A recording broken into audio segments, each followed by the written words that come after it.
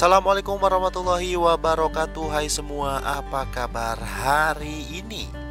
Di video kali ini saya akan memberikan bocoran soal atau FR berdasarkan informasi dari rekan-rekan guru yang sudah pretest. Dan tentunya dilengkapi juga dengan contoh soal serta kuis untuk latihan. Dan berikut ini adalah FR yang dikirimkan oleh rekan-rekan yang sudah mengikuti pretest. Yang pertama adalah soal pretest HOTS dan panjang-panjang. Yang kedua, soal tentang sikap cinta tanah air, nasionalisme, patriotisme, toleransi, dan lain-lain. Selebihnya lupa.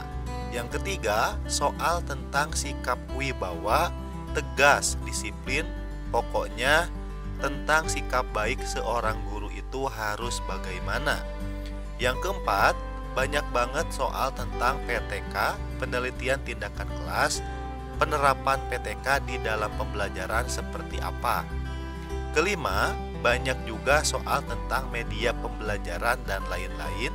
Keenam, soal tentang berbagai model pembelajaran dan penerapannya dalam kelas. Ngajar online jadi lebih mudah pakai Teachmin. Aplikasi ngajar yang mengerti kebutuhan pengajar. Mau ngajar apapun, gratis! Yuk, download Teachmin di App Store dan Play Store sekarang. Gratis! Kita mulai dari contoh soal nomor 1. Pak Ali mendapat amanah untuk membaca teks Pancasila dalam kegiatan upacara di sekolah. Pada waktu yang bersamaan, anak Pak Ali sedang dirawat di rumah sakit. Sikap yang ditunjukkan Pak Ali yakni A. Memilih untuk menemani anak di rumah sakit pasca menjalankan tugas membaca teks Pancasila. B. Melaksanakan tugas membaca teks Pancasila terlebih dahulu, setelah itu mendampingi anak di rumah sakit. C. Melimpahkan tugas atau amanah kepada teman sejawat dan menemani anak di rumah sakit. D. Melaksanakan tugas membaca teks Pancasila dan menyerahkan anak yang sedang sakit kepada anggota keluarga yang lain dan tenaga medis untuk mengurusnya. E. Menjalankan tugas negara adalah tanggung jawab yang dapat diabaikan dan tanggung jawab keluarga dapat dilimpahkan kepada anggota keluarga lainnya. Jawaban yang paling tepat untuk soal di atas adalah yang B. Jadi, harus mengutamakan tugas negara terlebih dahulu. Soal nomor 2. Kegiatan pembelajaran yang melibatkan secara maksimal seluruh kemampuan peserta didik yang diawali dengan pemberian rangsangan, mengajak peserta didik dalam mengidentifikasi masalah, melakukan pengumpulan data dan mengolah data sehingga mampu memberikan pembuktian dan menarik kesimpulan. Model yang tepat digunakan untuk kegiatan pembelajaran di atas adalah A. Discovery learning, B. Problem based learning, C. Project based learning, D. Inquiry learning, E. Pembelajaran konstruktif.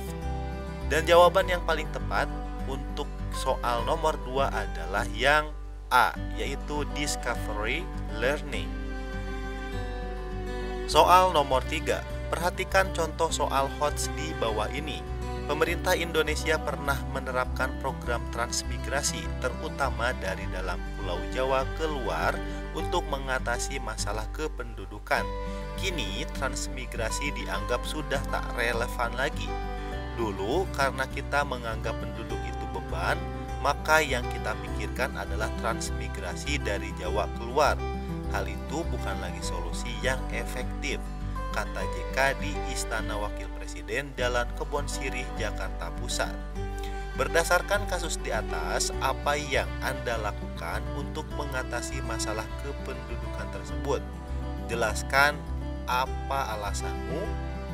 Manakah indikator kasus di atas yang paling tepat untuk soal di atas? A. Disajikan teks, siswa dapat menjelaskan pengertian kependudukan. B. Disajikan kasus tentang kependudukan, siswa dapat menjelaskan terjadinya ledakan penduduk di suatu negara. C. Disajikan teks tentang kependudukan, siswa dapat menyebutkan faktor-faktor yang menyebabkan terjadinya ledakan penduduk. D. Disajikan permasalahan konstekstual tentang kependudukan. Siswa dapat menyelesaikan permasalahan tersebut menggunakan konsep kependudukan. Dan jawaban yang paling tepat untuk soal nomor 3 adalah yang D.